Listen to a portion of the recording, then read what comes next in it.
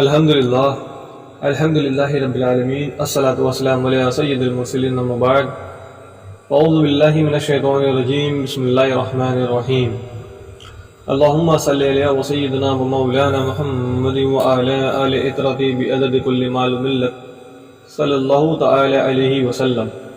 السلام علیکم ورحمۃ اللہ وبرکاتہ۔ معزز سامعین، کیسے ہیں آپ سب؟ میں شیخ محمد عمران فضل رحمانی آپ سب کے سامنے دوبارہ حاضر ایک نئے موضوع کے ساتھ۔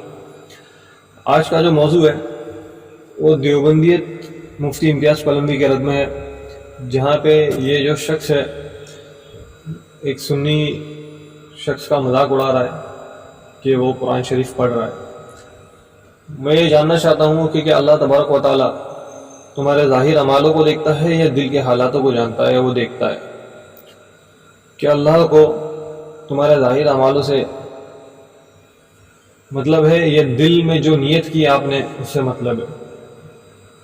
بے شک اللہ نیتوں کو بہتر جانتا ہے، چاہے بظاہر کتنے بھی بڑے 40 دن 4 مہینہ چھلا جتنا چاہے لگا لے، لیکن اگر دل میں نیت بغض نبی صلی اللہ علیہ وسلم ہو، بغض ہو اہل بیت کے لیے، گستاخی کرو اللہ کی شان میں، اللہ اس کے رسول صلی اللہ علیہ وسلم کی شان میں، تو چاہے جتنی نمازیں تم پڑھ لو،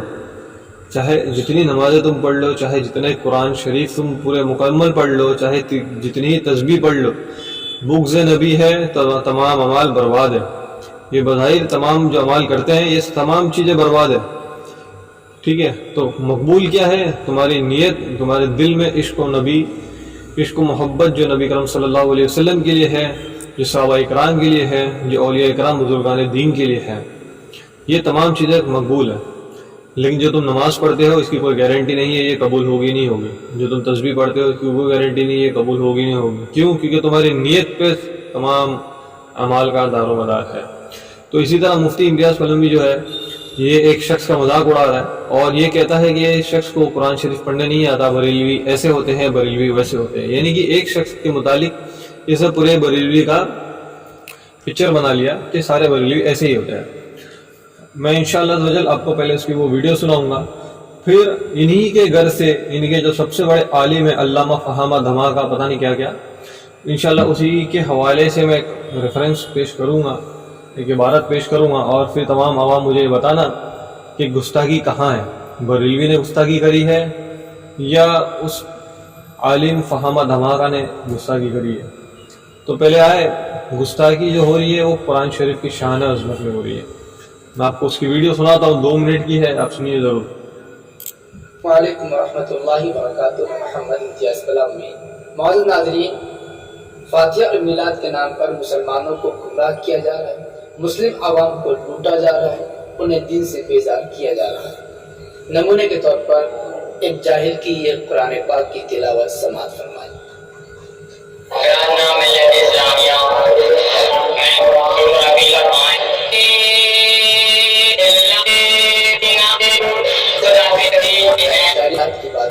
حضرت آپ نے اس جاہل کی تلاوت، وہ جو تلاوت کا سین تھا میں نے تھوڑا فاسٹ فارورڈ کر دیا، اب اس کو سنتے ہیں یہ کیا کہنا چاہتا ہے اس تلاوت کے تعلق سے۔ خود کو سنا، اس کی شعر و شاعری کو بھی آپ نے سنا، کس طریقے سے اسٹیج پر بیٹھ کر میلاد کی بات کر رہا ہے، فاتحہ خانی کی بات کر رہا ہے، اور کس طریقے سے اس نے شارٹ کٹ میں فاتحہ پڑھ دی، پبلک کسی سے خوش ہو گئی۔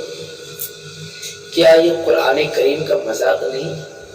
ایسے جاہل لوگ اسٹیج پر، مائک پر میلاد کی بات کر رہے ہیں، فاتحہ کی بات کر رہے ہیں، اور انہیں قرآن کریم بھی پڑھنے کا ڈھنگ و شعور نہیں ہے۔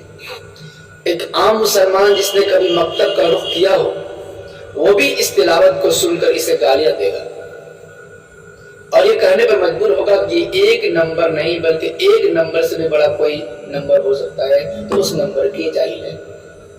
اور ایسے لوگ میلاد اور فاتحہ کے نام پر پبلک کو بیوقوف بنا رہے ہیں اور اسی پر ناز ہے۔ نو خدا کے واسطے ایسے دین فروشوں اور ایسے دین کے لٹیروں سے ساودھان رہیں۔ تو سامعین آپ نے سنا اس تلاوت کے تعلق سے اس نے کیا کہا، دین کے لٹیرے اور ایسی تلاوت سن کر گالیاں دینے کا من کرے اور قرآن شریف کی جو ہے توہین ہو گئی ہے نا۔ اب جو شخص جیسا تلاوت کرتا ہے بھائی وہ ویسا کرتا ہے، اللہ نیتوں کو بہتر جانتا ہے، اللہ تبارک و تعالیٰ ان اعمالوں کو قبول کرنے والا ہے۔ لیکن اس نے جن سخت الفاظوں کا استعمال کیا ہے تو کیا اس میں یہ دم خم ہے کہ جو عبارت ابھی میں پیش کروں گا یہ سخت الفاظ اس کے لیے استعمال کر سکتا ہے؟ کیا تھا ایک نمبر یا اس سے بھی بڑھ کر کوئی نمبر ہوگا تو اس سے بھی بڑا جاہل ہوگا. تو آئے نا میں دکھاتا ہوں آپ کو کتاب. پہلے وہ اس کی تعریف اب سے، حالانکہ ایسے جاہل شخص کی تعریف کرنا بھی میرے لیے ٹائم ویسٹیج ہے، لیکن میں بتا دوں یہ اشرف علی تھانوی. کون ہے اشرف علی تھانوی دیوبندیوں کے نزدیک؟ کہ اس کا علم ایک پڑھنے میں رکھ دو، ہندوستان کا علم جو جتنے بھی عالم ہے ہندوستان کے سارا کا سارا دوسرے پڑھنے میں رکھ دو، لیکن تھانوی کا علم جو ہے سب سے زیادہ ہے ان کے نزدیک، دیوبندیوں کے نزدیک میں. اس کی کتاب ہے دیوبندی تھانوی کی اشرف السوانح، اس کی 3 جلدوں میں آتی ہے. اس کی پہلی جلد ہے صفحہ نمبر 20. مجھے سامعین بتائیے گا، میں عبارت پڑھ رہا ہوں، اس کا اسکرین شاٹ بھی لگا رہا ہوں، انشاءاللہ آپ پڑھ کے مجھے بتائیے گا اس میں کتنی بڑی توہین ہے یا نہیں ہے. کیا لکھتے ہیں؟ لکھتے ہیں کہ اور ایک واقعہ حفظ کلام مجید کے بارے میں ایک یاد آیا. ایک نابینا حافظ تھے جن کو کلام مجید بہت پختہ یاد تھا اور اس کا ان کو ناز بھی تھا. ان کو حضرت والا قبل بلوغ نوافل میں کلام مجید سنایا کرتے تھے. ایک بار رمضان شریف میں دن کو ان سے کلام مجید کا دور کر رہے تھے تو حضرت والا نے دور کے وقت ان کو متنبع کر دیا، حافظ جی میں آج تم کو دھوکہ دوں گا اور یہ بھی بتا دیتا ہوں کہ فلاں آیت میں دھوکہ دوں گا. حافظ جی نے کہا کہ میاں جاؤ، تم مجھے کیا دھوکہ دے سکتے ہو، بڑے بڑے حافظ تو مجھے دھوکہ دے ہی نہ سکے. حضرت والا جب سنانے کھڑے ہوئے اور اس آیت پر پہنچے، کون سی آیت ہے وہ ہائی لائٹ کر دیے میں نے، تو بہت ترتیل کے ساتھ پڑھا جیسا کہ رکوع کرنے کے قریب حضرت والا کا معمول ہے. اس کے بعد اسے آگے جب آیت پڑھی تو پڑھنے لگے تو لفظ اللہ کو اس طرح بڑھا کر پڑھا کہ جیسے رکوع میں جا رہے ہیں اور تکبیر یعنی اللہ اکبر کہنے والے ہو. بس حافظ جی یہ سمجھ کر کہ رکوع جا رہے ہیں فوراً رکوع میں چلے گئے. ادھر حضرت والا نے آگے قرأت شروع کر دی، ادھر حافظ جی تو رکوع میں پہنچے اور ادھر قرأت شروع ہو گئی. فوراً حافظ جی سیدھے کھڑے ہوئے. اس پر حضرت والا بے اختیار ہنسی آگے اور کہا کر ہنس پڑے اور ہنسی سے اس قدر مغلوب ہوئے کہ نماز توڑ کر ہی الگ ہو گئے. معاذ اللہ نعوذ باللہ من ذالک ثم معاذ اللہ نعوذ باللہ من ذالک. تو اس واقعے سے آپ کو کیا کیا چیز سمجھ میں آئی کہ دیکھیں کتنی بڑی توہین ہے کہ ایک قرآن کریم کی صراحتاً توہین کر رہا ہے یہ اشرف علی تھانوی، کہ جو کہ اپنے وقت کا مجدد کہتا ہے دیوبندیوں میں. یہ مجدد صاحب دھوکہ دینے میں کس چیز کا سہارا لیتے ہیں؟ اللہ کے کلام کا. معاذ اللہ نعوذ باللہ من ذالک. کتنی بڑی جرت ہے. اور غور کرے تو کہتے ہیں کہ دھوکہ کیسے دوں گا، تو بتاتے کہ فلاں آیت میں دھوکہ دوں گا. تو بتائے کہ جو قرآن کریم کا استعمال دھوکہ دینے کے لیے کرے کیا وہ مجدد ہو سکتا ہے؟ کیا وہ ان کے نزدیک بہت بڑا عالم ہو سکتا ہے؟ اس سے بڑا جاہل کیا ایک نمبر سے بھی بڑا کوئی نمبر ہوگا تو اس سے بڑا جاہل، بدتمیز، گستاخ پھر نار جہنم ہو سکتا ہے وہ جو قرآن شریف کو دھوکہ دینے کے لیے استعمال کرے. اور دوسری چیز کہ اشرف علی تھانوی کے مطابق وہ آیت میں دھوکہ کی گنجائش تھی اس لیے آیت چنی. معاذ اللہ نعوذ باللہ من ذالک. قرآن شریف اللہ کا کلام ہے اور اللہ کے کلام کو اس نے دھوکہ دینے کے لیے چنا، اور اشرف علی تھانوی کے نزدیک اس آیت میں دھوکہ دیا جا سکتا ہے. معاذ اللہ، یعنی اللہ کے کلام میں دھوکہ. استغفر اللہ ربی من کل ذنب واتوب الیہ. اور نماز کے دوران دھوکہ اس طرح دیا کہ اللہ لفظ کو کھینچا جیسے کہ رکوع میں جا رہا ہے اور اللہ اکبر کہہ کر، اور پھر اشرف علی کے استاد جیسے ہی رکوع میں گئے تو اشرف علی نے آگے قرأت شروع کر دی، یعنی نماز میں پھر دھوکہ. نماز کو بھی استعمال کیا دھوکہ کرنے کے لیے. قرآن شریف کو تو کیا پھر نماز کو بھی اس نے دھوکہ دینے کے لیے استعمال کیا. اب غور کرے تو اشرف علی کی سارا دھیان جو تھا اس آیت سے دھوکہ دینے کے لیے تھا کہ ان کے استاد کب دھوکہ کھاتے ہیں اور ان کے اپنے استاد پر ٹھیک ہے نماز میں یہ دھوکہ کھا جائے. اب جیسے ہی دھوکہ کھایا تو تھانوی صاحب کو ہنسی آ گئی اور نماز کی عین حالت میں ہنستے ہنستے لوٹ پوٹ ہو جاتے ہیں اور نماز کو توڑ کر وہ سائڈ میں نکل جاتے ہیں. معاذ اللہ ثم معاذ اللہ نعوذ باللہ من ذالک. عوام سے میں پوچھنا چاہتا ہوں کہ کیا نماز کی توہین نہیں ہے؟ صراحت سے نماز کی توہین ہے یا نہیں ہے، یا اس میں کوئی تعویل کی گنجائش ہے؟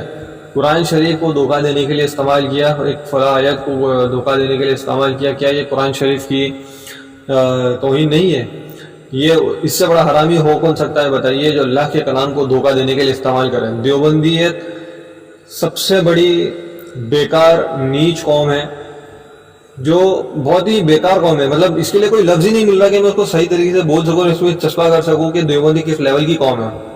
استغفراللہ ربی من کل ذنب واتوب الیہ کہ قرآن شریف کو، اس کی آیت کو، اللہ کے کلام کو دھوکہ دینے کے لیے استعمال کیا، اور پھر نماز کو دھوکہ دینے کے لیے استعمال کیا، نماز کی بے حرمتی کری، وہاں ان کو ہنسی آ گئی، ہنسی آ کے اگر انہوں نے نماز چھوڑ کر نکل گئے، معاذ اللہ، نعوذ باللہ من ذالک، استغفراللہ ربی من کل ذنب واتوب الیہ۔ تو مفتی امتیاز پہلوی صاحب سے میں یہ کہنا چاہتا ہوں، یہ عبارت جو آپ کی کتابوں میں لکھی ہے اشرف السوانح میں، اس کے مطابق تم کیا کہنا چاہو گے؟ بریلوی کا تو بیچارہ شخص وہ صحیح طریقے سے قرت نہیں کر پایا، تو اس کے اوپر تم نے بڑی بڑی ہاتھ دی اور بڑے بڑے القاب سے نواز دیا اس کو۔ تو اب آپ بتائیے نا، اشرف علی تھانوی جو حرامی ہے، حرامی کہوں گا میں کیونکہ اس نے قرآن شریف کی آیت کو گستاخی کے لیے استعمال کیا، توہین کیا اس نے، تو اس حرامی کے لیے تمہارے پاس کیا الفاظ ہے یہ بتائیے گا؟ مفتی امتیاز پہلوی کو جواب دینا ضروری ہے، نہیں دے گا تو وہ ایک باپ کا نہیں ہے، ماں ایک ہو سکتی ہے، باپ انیک ہو سکتے ہیں۔